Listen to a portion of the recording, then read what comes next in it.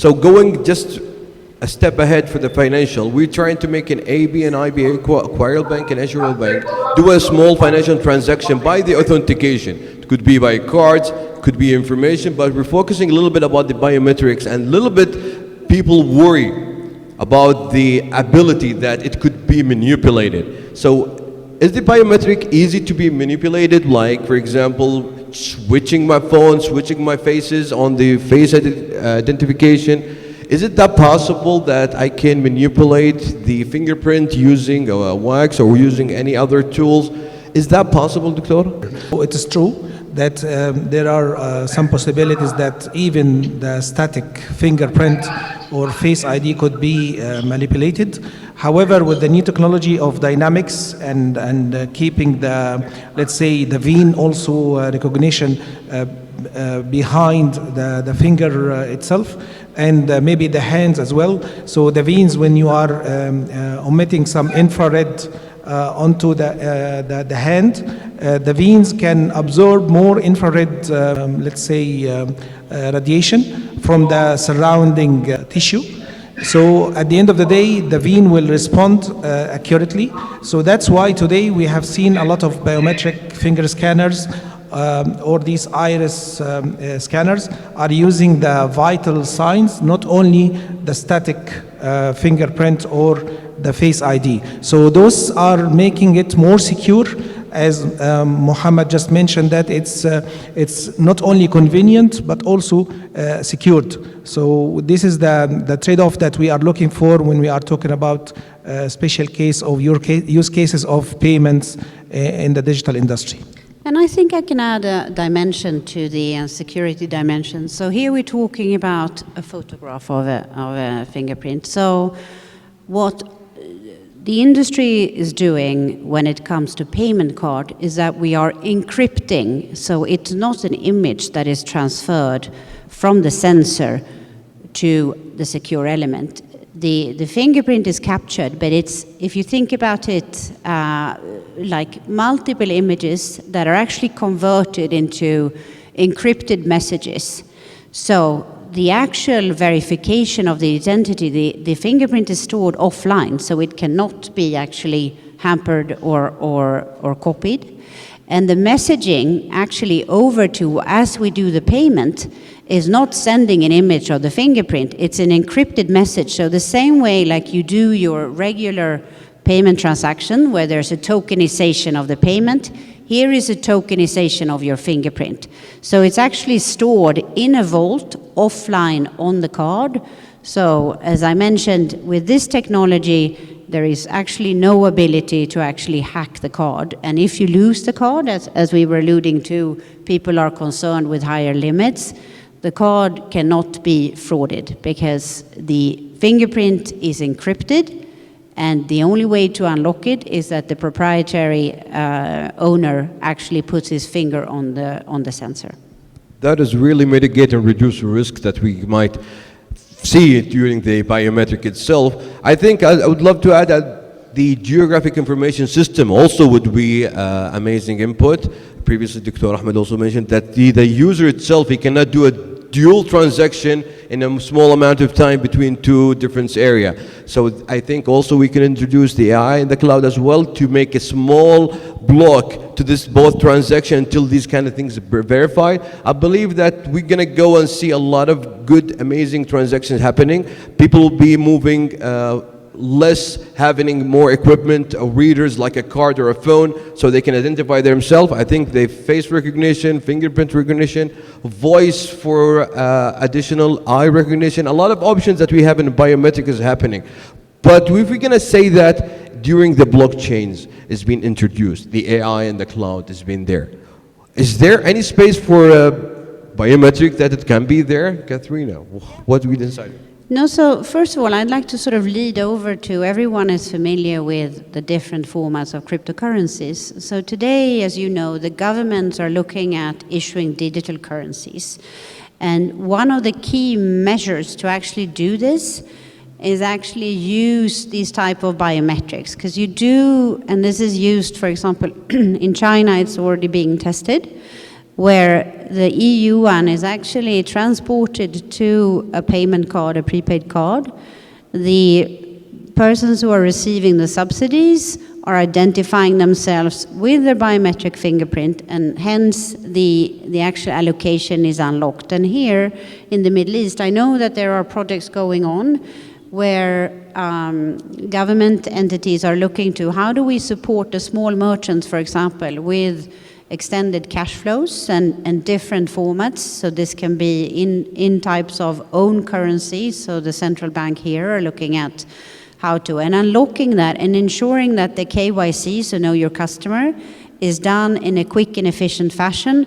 That's where fingerprint is introduced. And IDEX is working across multiple dimensions of this, but I really see it as an enablement for quick customer identification and enabling small merchants without complicated processes. They're looking for smooth and cost-efficient solutions. I believe so too, even though if you could look a little bit about the example of the blockchain as well, we can understand that your identification is your username and password. If you lose them, you cannot identify yourself anymore, mostly, and there's no reset password in this situation. So let's take an example that biometric is being included in the e-wallet, and people have the blockchain of the encrypted currency as well. We heard a lot of people that they lost their wallet credential and they cannot access it, and they have a lot of amount and they feel so sorry about it.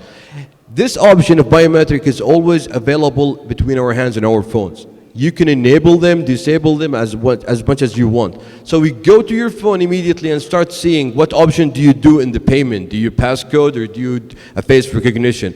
This is a good exercise, an example that people would go and try to exercise themselves, try to educate and see the pros and cons and see the future that is going to happening for the organization itself. I believe that the big merchants, that's going to be seamlessly. People will start moving and doing the payment just using one of the biometrics option, fingerprints or face, even if he doesn't have his phone or wallet.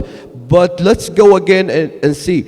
Is there any big potential between AI and the biometric itself, and how does the GIS support, especially that a big company is introducing in the market, Apple Pay, Amazon Pay, Samsung, LG. What's going to be the difference between them in the future? Dr. Mohammed. I believe they will try to develop as much innovative solutions as they can, and the three-dimension face recognition that Mr. Amr just explained is a good example of such kind of development.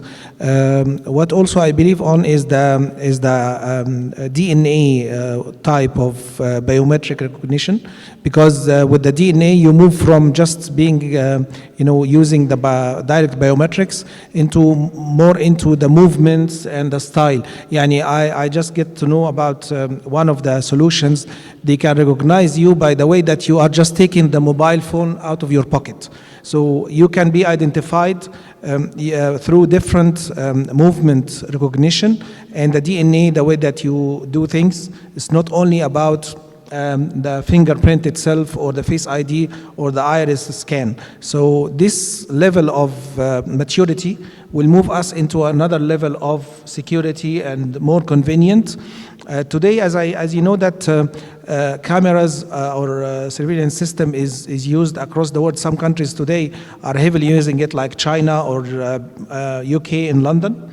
The person himself is crossing over 300 cameras per day. So this means that you are being captured in different situations, different positions. So I think this database can be used easily for recognizing the person with the dynamics of his movement, his style, and so on. So we can expect more and more into that direction, I believe. Amazing. I believe so too.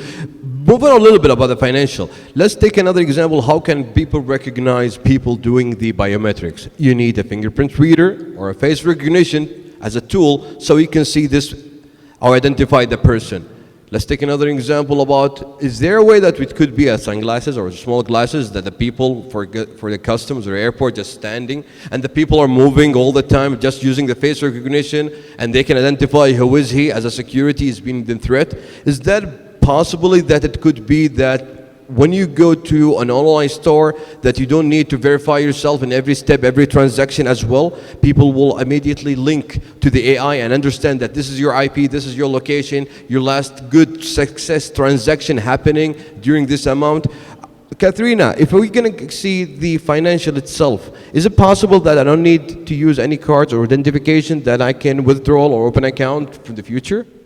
Absolutely, and I think you're hitting on a very important point. We have seen, as you know, this root of trust that you're alluding to, and I think there are two perspectives that we're seeing. So first, I think everyone heard that Apple is releasing what's called tap to phone for identifying, and in the world today of 3D secure, we have seen that there is a lot of friction because the solutions that are being introduced are not homogeneous.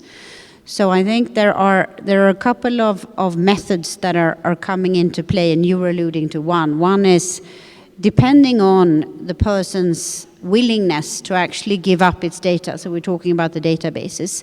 So that's going to be a large part of the population that are willing to do that and be stored in a database. And then that can work, as you say, with online, but it requires the cloud connection.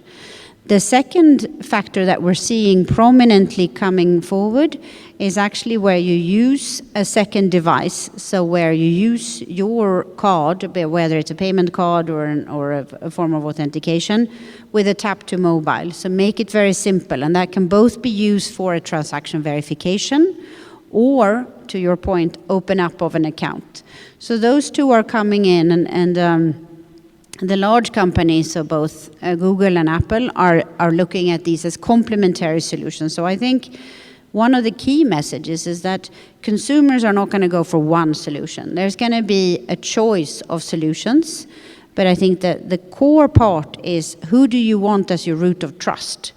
Do you trust your bank, you trust your government entities?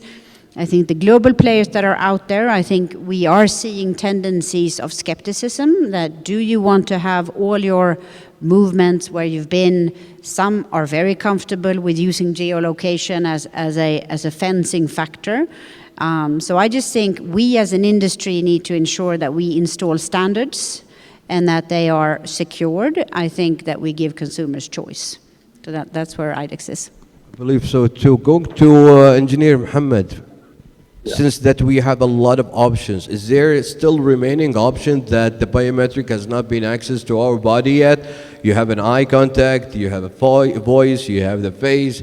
What else are we expecting in the future? Are we going to see, for example, a blood test that to verify?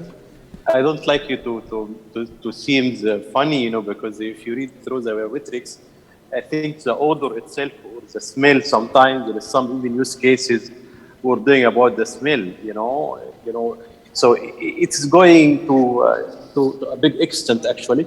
But I think what Dr. Ahmed discussed is something very important, which is profiling the customer behavior from the eye movement, the face, the way he talks. I think this will be more practical here. The voice as well is something which we have been using, and I think right now there is some good use cases in banking here for voice, because most of the things you do through mobile, and so on. But let me add something which is I wanted to comment on my previous colleagues, some of the other questions about imitating all these biometrics. Can you really imitate the same? Can you fake it? Yes, there's something, I need this term to know about it, called deep fake. Deep fake is something in AI. We had a paper about AI in financial services by Arab Monetary Fund. You're going to see this one in the paper. Deep fake is something where AI can fake your voice, your face, your everything. So you can see lots of video about for Obama, for example, and it's not him, but you think it's the same voice, the same everything. But at the same time, while deep fake is there in AI, there are some other ways to combat this deep fake, to fight it, and so on. But I would say, as I said, the voice, I'm sorry, I'm in a conference, there is some noise around. So the voice is very important, and then even the odor, as I said, the smelling, all of these, there is other things, biometrics, which it can be used as well.